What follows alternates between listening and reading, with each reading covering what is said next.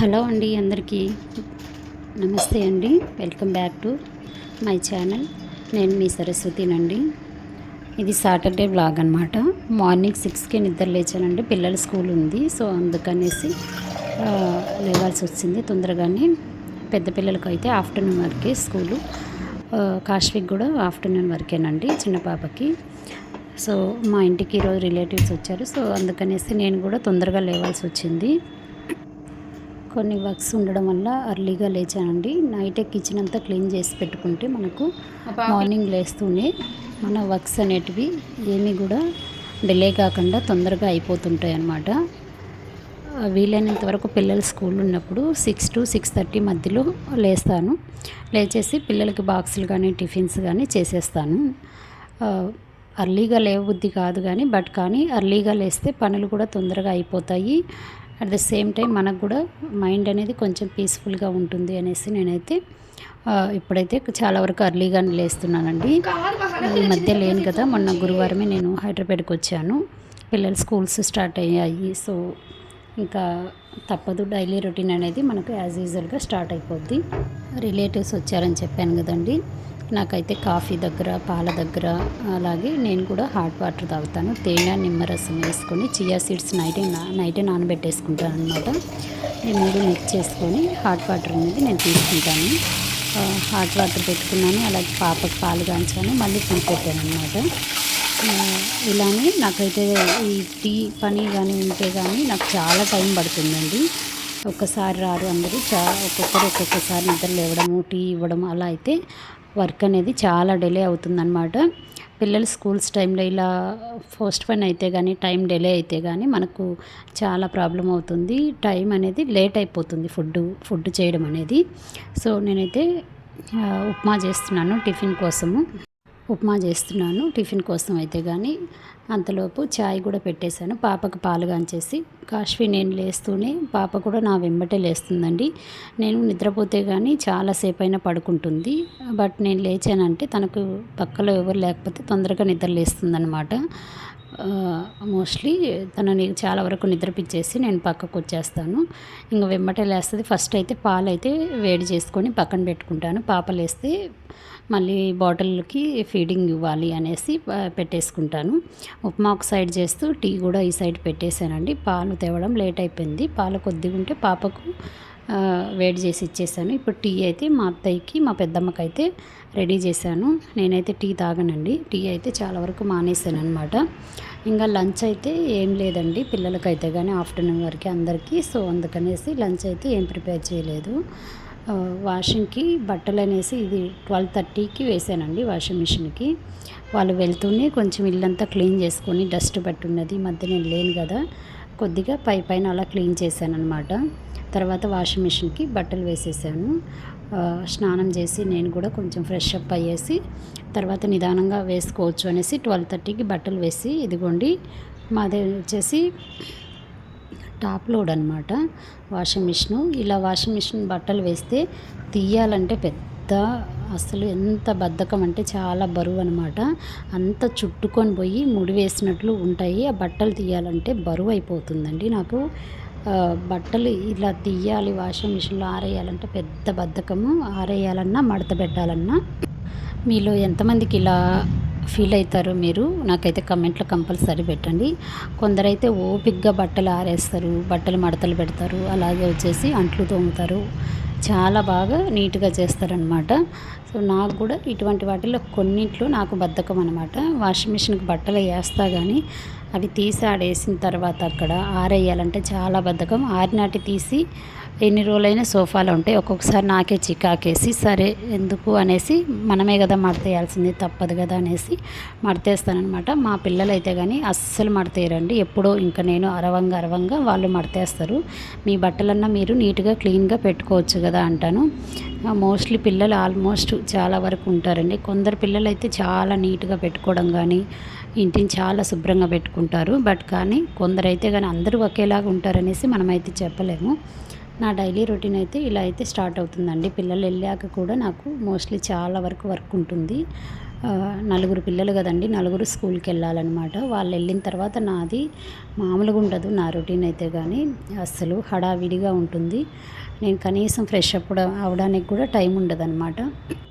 వాళ్ళు వెళ్ళిపోయిన తర్వాత కాసేపన్నా రెస్ట్ తీసుకుందాం అనేసి కాసేపు అలా కూర్చుంటాను. మోస్ట్లీ నాకైతే కానీ చాలా బద్ధకం వస్తుంది. 9 వరకు అసలు కొంచెం కూడా రెస్ట్ లేకుండా అటు ఇటు 6 నుంచి 9 వరకు తిరుగుతూనే ఉండాలి. కిచెన్లోకి, హాల్లోకి, బెడ్రూమ్లోకి పిల్లల్ని రెడీ చేయడానికి, వాళ్ళ బాక్సులు, వాళ్ళ టిఫిన్స్ అన్నీ కట్టాలి. మళ్ళీ చిన్న పాపకైతే టిఫిన్ బాక్సు, లంచ్ బాక్సు, అలాగే స్నాక్స్ అనమాట. తర్వాత ఆమెకు స్నానం చేపించి ఆమెను రెడీ చేయాలి. మళ్ళీ పెద్ద పిల్లలకు కూడా బాక్స్ అరేంజ్ చేయాలన్నమాట. సో అలాగైతే నాకైతే కొంచెం టైం పడుతుందండి, టైం టేకింగ్ అనమాట నలుగురు పిల్లల్ని పంపించేలోపు. తర్వాత వచ్చేసి మాకు ఏదో ఒక టిఫిన్ చేసుకోవడము అలా అయితే, కానీ ఒక్కొక్కసారి టిఫిను వాళ్ళు తినరనమాట. ఇది ఉప్మా వద్దు అది ఇది అంటారు. ఇంకా మళ్ళీ ఏదో ఒక టిఫిన్ ప్రిపేర్ చేయడం, అలా ఒక్కొక్కసారి చాలా లేట్ అవుతుందండి. ఎందుకో నాకైతే చాలా వరకు ఒక్కొక్కసారి మంత్కి 1 or 2 టైమ్స్ అయినా కానీ చాలా బద్ధకంగా అసలు ఏం చేసినట్టు ఉండదు, కానీ పని అనేది డిలే అవుతుంది. ఎందుకు పని అవ్వట్లేదు అర్థం కాదు. నైటే కిచెన్ అంతా క్లీన్ చేసి పెట్టుకుంటాను. అసలు ఎందుకు పని ఎందుకు డిలే అవుతుంది, ఎందుకు ఇంత లేట్ అవుతుందో ఒక్కోసారి ఎవరికి అర్థం కాదనమాట. అర్లీగానే నిద్ర లేచుంటాం, కాకపోతే పని అవ్వదు. ఎందుకు కాలేదో తెలియదు నాకైతే. కానీ కిచెన్లో ఈరోజు దాదాపు 1 hour అబోవ్ పట్టిందనమాట. టీ పెట్టి, పాలు పెట్టి, మళ్ళీ వచ్చేసి రైస్ కుక్కర్లో రైస్ పెట్టాను, కానీ ఉప్మా చేసి మళ్ళీ కాఫీ పెట్టేసి వాళ్ళకి, అలా నేను హాట్ వాటర్ పెట్టుకొని 2 పువ్వులు అయ్యేసరికి గ్యాస్ పువ్వులు నాకు లేట్ అయిపోయిందనమాట. అలా ఎక్కువ మంది ఎవరైనా మనుషులు ఇంటికి గెస్ట్లు వచ్చినప్పుడు చాలా వరకు లేట్ అయిపోతుందండి, అది కామన్ అనమాట. అందులోనూ నేను ఈ మధ్య ఇంట్లో లేను కదా, కిచెన్ అంతా కొంచెం పైన అలా దులుపుకోవడం, హాల్లో దులుపుకోవడం, ఫ్రిడ్జ్ దులుపుకోవడం అలా చేయడం వల్ల నాకు కూడా ఒక్కోసారి మార్నింగే చేసుకుంటాను పిల్లలు లేవకముందు. ఏంటోనండి, అసలు నేను ఊరికి వెళ్ళిపోయిన తర్వాత నా చెట్లు పాడైపోయినాయి. కొమ్మలు వాటర్ పోయడం మర్చిపోయారంట 3 days. సో చాలా వరకు కొంచెం అయితే ఉసిరికి చెట్టు ఎండిపోయింది, బిల్వపత్రం చెట్టు ఎండిపోయింది. అలాగే వచ్చేసి మనీ ప్లాంట్ అయితే ఎంత వేలపడిపోయాయంటే బాగా గ్రోత్ అయ్యాయి, కానీ 4 days వాటర్ పోయలేదంట. గాలికి వాటికి చూడండి ఎట్లా మట్టి అంతా ఎట్లా పడిందో గాలి, అసలు మొత్తం ఇది చెల్లా చెదిరైపోయిందండి. దీన్ని ఒక రోజు వచ్చేసి నీట్గా చేసుకోవాలన్నమాట. ఆకులన్నీ చూడండి, మందారం ఆకులన్నీ ఎండిపోయాయి, అలాగే మనీ ప్లాంట్ ఆకులన్నీ ఎండిపోయినాయి అన్నమాట. నాకైతే వచ్చి చూస్తూనే అసలు చాలా అంటే చాలా బాధేసింది. ఇప్పుడు కొంచెం కవర్ అయ్యాయి అన్నమాట, రికవర్ అయ్యాయని చెప్పొచ్చు. కొంచెం వాటర్ అవి ఇవ్వడం వల్ల కొద్దిగా తవ్వి వాటర్ అవి ఇచ్చాను, చెట్లకు ఇవ్వడం వల్ల కొంచెం మంచిగా అయినాయి. పిల్లలకు చెప్తే వాళ్ళు వాటర్ పోయిగా ఇలా అయిపోయినాయి అనమాట. సో నా వీడియోస్ అయితే ఎందుకు వైరల్ అవ్వట్లేదో నాకైతే అర్థం అవ్వట్లేదండి. అసలు నాకు తీయడం రావట్లేదు, లేకపోతే నేను తీసే దాంట్లో ప్రాబ్లం ఉందో ఏం అర్థం కావట్లేదు. ఎంతవరకు అసలు కనీసం అట్లీస్ట్ 500 సబ్స్క్రైబర్స్ కానీ రావలేదు. బట్ డైలీ నేనైతే కానీ వీడియోస్ పోస్ట్ చేస్తూనే ఉన్నాను. ఇలా మనం డీలా పడకూడదు.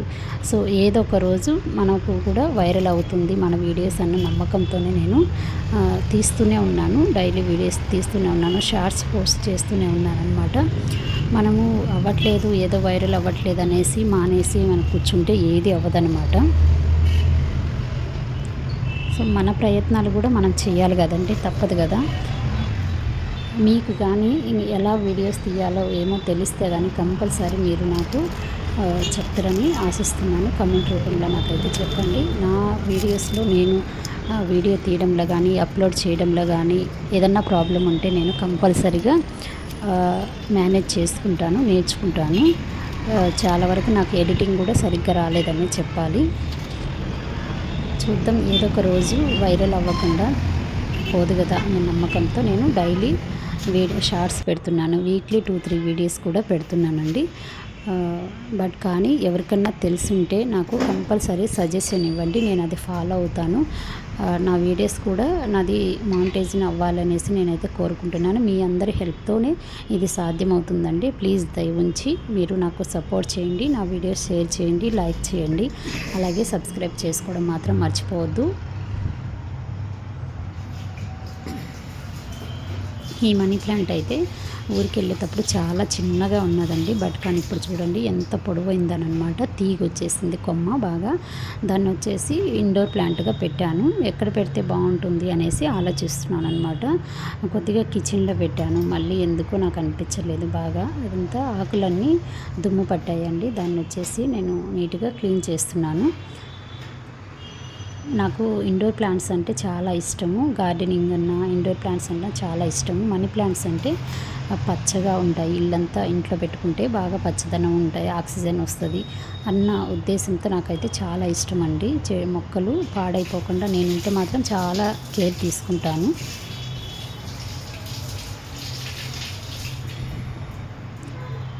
బట్ నేను ఊరికి వెళ్ళానో లేదో మొత్తం మొక్కలు అనేటివి ఏలబడిపోయినాయి. వాటి ప్రాణం ఏదో తోటకూర కట్టలాగా ఏలబడిపోయినాయి అనమాట. చూడండి ఎంత తీగ వచ్చిందో అనమాట. నాకైతే చాలా ఇష్టం ఇలా తీగలు ఎక్కువ వస్తే. అందుకే మట్టిలో నాటి బయట పెట్టుకున్నాను. తొందరగా తీగ వస్తే కానీ ఇండోర్ ప్లాంట్లుగా ఇంట్లో పెట్టుకోవచ్చు అనే ఉద్దేశంతోనే నేను పెట్టుకున్నానండి. బాగానే తీగ వచ్చింది. చూడాలి ఎక్కడ సెట్ చేస్తే బాగుంటుందనేసి వంట రూమ్లో అయితే ఇలా విండోలో పెట్టాను. నాకెందుకు అంత మంచిగా అనిపించలేదన్నమాట. సరే వేరే కుండీలో మార్చి వంట రూమ్లో పెడదాము, అది సెట్ అవ్వలేదన్నమాట. సో అందుకనేసి తీసేసాను నేను. మళ్ళీ అక్కడ నుంచి చూశానమాట. బట్ కానీ పచ్చగా బాగుంది. వీడియోస్లో కూడా బాగా పడుతుంది. ఈరోజు వీడియో ఇంతేనండి. నచ్చితే కానీ లైక్ చేయండి, షేర్ చేయండి, నాకు మీ సపోర్ట్ ఇవ్వండి. Thanks for watching.